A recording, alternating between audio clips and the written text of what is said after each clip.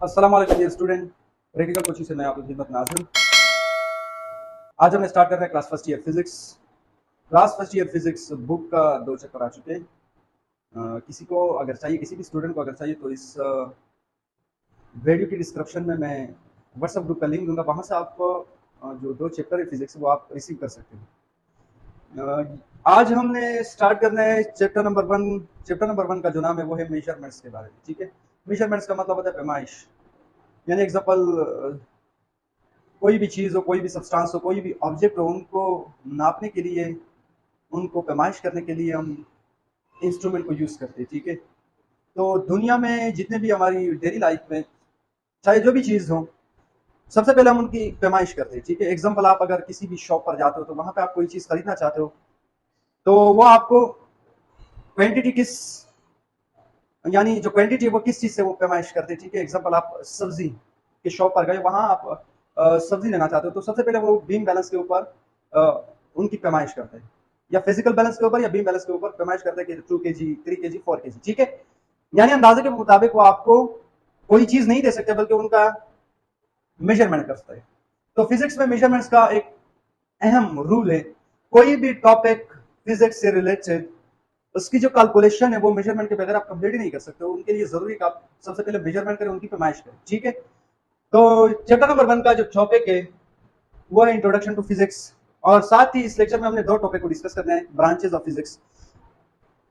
सबसे पहले introduction to physics, के फिजिक्स को कैसे डिफाइन करें।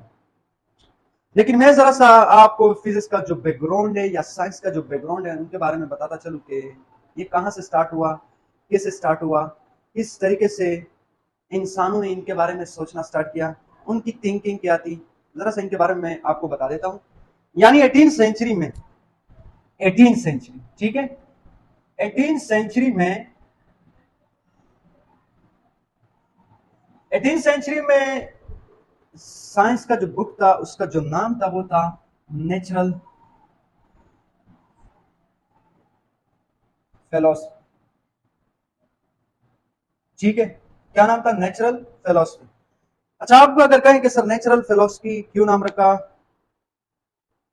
तो पुराने जमाने में चंद ही इंसान थे जो ज़हीन थे और इनके बारे में सोचते थे कि दुनिया किस तरीके से, यानी एग्जांपल आपके पास अर्थ, ये इसका शेप क्या है, ये रोटेट हो रहा है यानी एक्स एक्सिस कह रहा हूँ, इसका शेप सर्कल है या ऑल शेप है। ठीक है, इनके बारे में वो सोचते थे, उनके ऊपर फिर ये रिसर्च करते थे और उस रिसर्च को इस बुक के अंदर ऐड करते थे। तो इस तरीके से ये बुक जो है वो, इसके अंदर जो टॉपिक थे वो बढ़ते जा रहे थे, दिन ब दिन इसमें इजाफा होता जा रहा था। यहां तक कि किताब में जो टॉपिक्स था उसको फाइंड आउट करना बहुत डिफिकल्ट था इंसान के लिए। तो फिर क्या हुआ कि इस नेचुरल फिलॉसफी को 2 कैटेगरीज में डिवाइड किया। वो क्यों डिवाइड किया उनके बारे में मैंने आपको बताया, क्योंकि इस बुक के अंदर कोई टॉपिक को फाइंड आउट करना ये इंतहाई डिफिकल्ट, क्योंकि नॉलेज दिन ब दिन बढ़ता जा रहा था, रिसर्च जो थे वो इनके अंदर ऐड हो रहे थे। तो यहाँ पे इसके बुक के अंदर टॉपिक को फाइंड आउट करना ये डिफिकल्ट था। इस बुनियाद पर इसको 2 कैटेगरीज के अंदर डिवाइड किया। नंबर 1 पे, नंबर 1 पे आपके पास है बियोलॉजिकल साइंस, बायोलॉजिकल साइंस। नंबर 2 पे आपके पास है फिजिकल साइंस,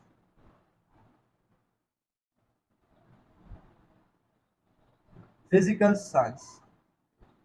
इस नेचुरल फिलॉसफी को इस 2 ब्रांचों के अंदर डिवाइड किया, बियोलॉजिकल साइंस, फिजिकल साइंस। डिवाइड इसलिए किया ताकि इंसानों के लिए आसानी हो सके किसी भी टॉपिक को फाइंड आउट करने के लिए। बियोलॉजिकल साइंस में लिविंग थिंग के बारे में स्टडी करना, इन लोगों ने उन, यानी उन टॉपिक को इसके अंदर ऐड किया जो लिविंग थिंग से रिलेटेड थे, और फिजिकल साइंस में नॉन लिविंग थिंग से रिलेटेड जितने भी टॉपिक्स थे वो इसके अंदर ऐड किया। ठीक है, लेकिन यहां तक काफी नहीं है। अब यहां पे आगे फिर क्या हुआ, इस बियोलॉजिकल साइंस को ये 19वीं सेंचुरी में हुआ। कौन सी सेंचुरी में? 19। यानी नेचुरल फिलोसफी को दो ब्रांचेस में डिवाइड किया या दो कैटेगरीज में डिवाइड किया, वो 19वीं सेंचुरी में डिवाइड किया। बियोलॉजिकल साइंस का मतलब है लिविंग थिंग्स के बारे में स्टडी करना, यानी ऐसे टॉपिक जो लिविंग थिंग्स से रिलेटेड थे वो यहाँ पे ऐड किया, और ऐसे टॉपिक जो नॉन लिविंग थिंग्स से रिलेटेड थे वो इसमें ऐड किया। बियोलॉजिकल साइंस फिर आगे यानी कितने हिस्सों में डिवाइड किया इसको? फिर बियोलॉजी है, फिर आपके पास बॉटनी है, और जोलॉजी। फिजिकल साइंस को और मजीद 5 कैटेगरीज के अंदर डिवाइड किया। वो 5 आपके पास क्या है? फिजिक्स, केमिस्ट्री, और केमिस्ट्री के बाद है आपके पास जियोलॉजी,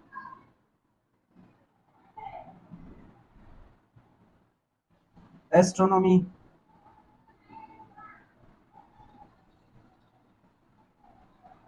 मेट्रोलॉजी। अब फिजिक्स का मतलब क्या है, इसको तो हमने डिटेल से एक्सप्लेन करना है, ठीक है। और केमिस्ट्री के बारे में मैं जरा सा बता देता हूँ। केमिस्ट्री आपके पास केमिकल रिएक्शन के बारे में स्टडी करना, that is called chemistry. Geology study of earth के बारे में स्टडी करना, that is called geology. Astronomy planet star के बारे में स्टडी करना, that is called astronomy. Meteorology, meteorology का मतलब होता है वेदर्स के बारे में, वेदर का मतलब मौसम के बारे में स्टडी करना, यानी study of weather is known as meteorology, ठीक है। लेकिन हमारा जो मेन मकसद है, जो मेन टारगेट है, वो है फिजिक्स। हमने इसके बारे में स्टडी करना है। तो सबसे पहले आपके पास फिजिक्स क्या है? फिजिक्स में हमने मैटर, एनर्जी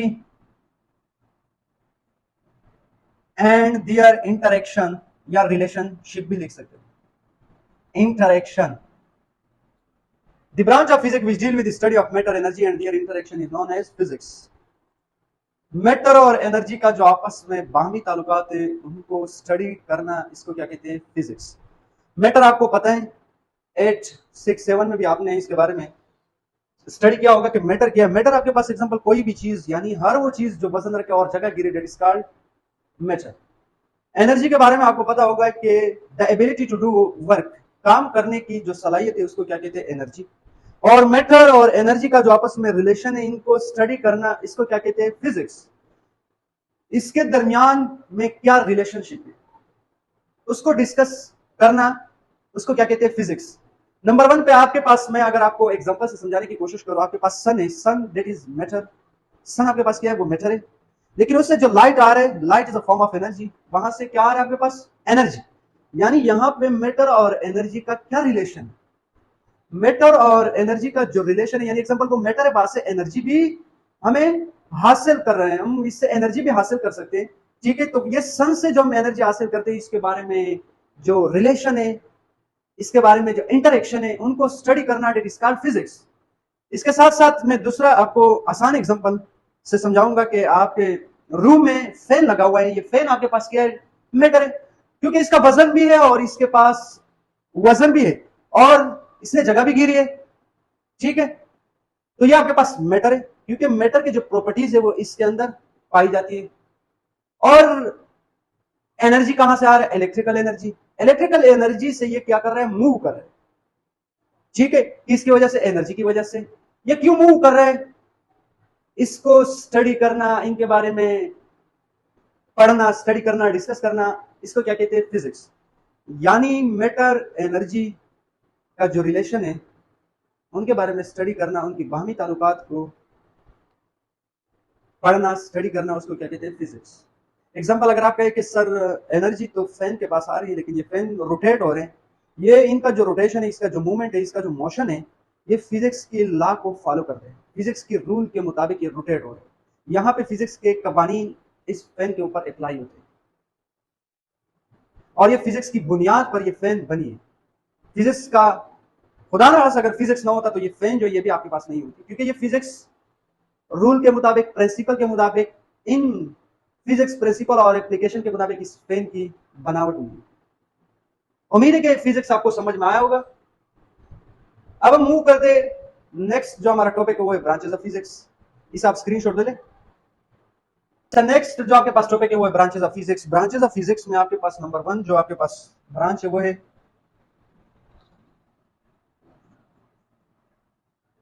क्लासिकल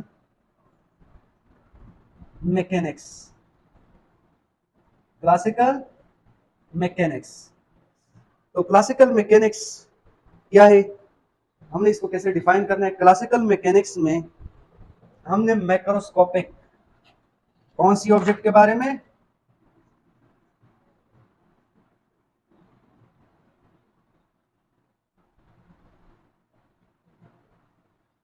यानी the branch of physics which deal with the study of macroscopic object is known as classical mechanics. Classical mechanics में हमने स्टडी करना है मैक्रोस्कोपिक ऑब्जेक्ट के बारे में, यानी ऐसे ऑब्जेक्ट, ऐसे सब्सटेंस जो माइक्रोस्कोप के बगैर हमें नजर आ सके, उन ऑब्जेक्ट के बारे में, उन सब्सटेंस के बारे में स्टडी करना, that is called classical mechanics. Example आपके पास प्लेनेट से, स्टार है, ठीक है, जितने भी सब्सटेंस, ठीक है, जितने भी आपके पास सब्सटेंस है जो माइक्रोस्कोप के बगैर आप उसको देख सकते हो, उनको स्टडी करना, उनके बारे में स्टडी करना, that is called classical mechanics. Example मैंने आपको बताया स्टार है, प्लेनेट से, इनके बारे में स्टडी करना, ये क्लासिकल मैकेनिक्स से। क्लासिकल मैकेनिक्स के ऑपोजिट जो दूसरा ब्रांच है वो कौन सा है? अच्छा, क्लासिकल मैकेनिक्स में ये न्यूटन के लॉ को फॉलो करते हैं। कौन सी लॉ को फॉलो करते हैं? न्यूटन के लॉ। और क्लासिकल मैकेनिक्स में हमने पार्टिकल नेचर को स्टडी करना है, यानी नेचर का जो नेचर जो है, यानी किसी भी चीज का जो नेचर है वो पार्टिकल हो तो उनके बारे में हमने स्टडी करना है। एग्जांपल क्वांटम मैकेनिक में हमने डुअल नेचर के बारे में स्टडी करना है, यानी ये पार्टिकल है और पार्टिकल के साथ साथ ये वेव भी है, ठीक है, तो वहां पे हमने डुअल नेचर के बारे में स्टडी करना है। और क्लासिकल मैकेनिक में हमने पार्टिकल नेचर के बारे में स्टडी करना है। क्वांटम मैकेनिक,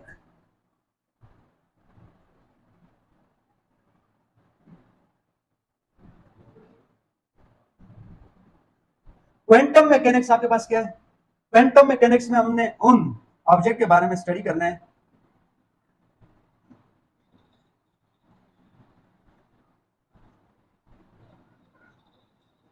उन ऑब्जेक्ट के बारे में हमने स्टडी करना है जो माइक्रोस्कोप के बगैर हमें नजर ना आए, उन ऑब्जेक्ट के बारे में स्टडी करना, that is called quantum mechanics. Example यहां पे आप एटम के बारे में, एटम के अंदर इलेक्ट्रॉन है, positron, neutrino, positrino, anti positron, quarks है, ठीक है, जितने भी ये पार्टिकल है इनके बारे में स्टडी करना, उसको क्या कहते हैं? Quantum mechanics. Quantum mechanics Newton के जो लॉ है उनको फॉलो नहीं करते, बल्कि श्रोडिंगर वेव इक्वेशन को फॉलो करते हैं। कौन सा? श्रोडिंगर वेव इक्वेशन को फॉलो करते हैं। और ये डुअल नेचर है। यहां पे एग्जांपल, यानी नेचर इन वेव भी हो सकता है, नेचर इन पार्टिकल भी हो सकता है। यहाँ पे नेचर इन पार्टिकल के बारे में आपने स्टडी करना। माइक्रोस्कोपिक का मतलब मैंने बताया कि माइक्रोस्कोप से बगैर जितने भी ऑब्जेक्ट है उनके बारे में स्टडी करना, that is called classical mechanics. Quantum mechanics का मतलब है माइक्रोस्कोपिक ऑब्जेक्ट के बारे में स्टडी करना, यानी the branch of physics which deal with the study of microscopic object is known as quantum mechanics. Example यहाँ पे आपने atom, electron, proton, quarks, positron, neutrino, positrino, ठीक है, इनके बारे में स्टडी करना। और यहाँ पे आपने एग्जांपल स्टार है, प्लेनेट है, जितने भी ऑब्जेक्ट है जो आपको माइक्रोस्कोप के बगैर नजर आई उनके बारे में स्टडी करना, क्लासिकल मैकेनिक्स। उम्मीद है ये दोनों टॉपिक जो ये आपको समझ में आया होगा। नंबर 1 पे दोनों का जो डिफिनेशन है क्लासिकल मैकेनिक्स, नंबर 2 पे जो आपके पास है क्वांटम मैकेनिक्स, ठीक है। तीसरा जो आपके पास ब्रांच है वो है थर्मोडायनामिक्स।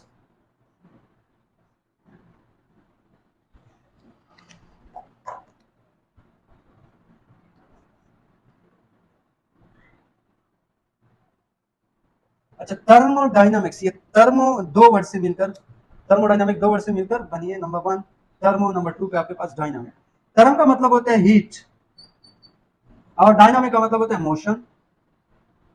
एग्जांपल, हीट एनर्जी एक प्लेस से दूसरे प्लेस में चेंज होना, उनके बारे में स्टडी करना, उनके बारे में डिस्कस करना, इट इज कॉल्ड थर्मोडायनामिक। लेकिन यहाँ पे हम किस चीज के रिलेशन के बारे में स्टडी करते हैं? रिलेशनशिप हीट, यानी the branch of physics which deal with the relationship between heat, temperature, work and energy. Heat, temperature, work and energy, इन चार चीजों के बारे में आपने स्टडी करना है, दैट इज कॉल्ड थर्मोडायनामिक्स। और थर्मोडायनामिक्स का मतलब मैंने आपको बताया कि एनर्जी को एक प्लेस से दूसरे प्लेस के अंदर चेंज करना, दैट इज कॉल्ड थर्मोडायनामिक्स। लेकिन यहाँ पे जो रिलेशन है वो हीट, टेम्परेचर, वर्क और एनर्जी का आपस में रिलेशन है। उस रिलेशन, दो डिफिनेशन मैंने थर्मोडायनामिक्स के बताई, ठीक है। दूसरा डिफिनेशन ये था, the branch of physics which deal with the relationship between, यानी the branch of physics which deal with the relationship between heat, temperature, work and energy is known as thermodynamic.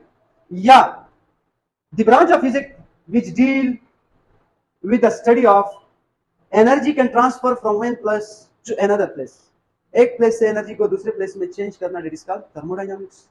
लेकिन इसमें ये टर्म्स इन्वॉल्व है, वहां पे Yeats भी involve है, heat, temperature, work और एनर्जी। ये था आज का लेक्चर, जिसमें हमने इंट्रोडक्शन टू फिजिक्स और साथ ही ब्रांचेस ऑफ फिजिक्स यानी तीन ब्रांचों को हमने डिस्कस किया डिटेल्स।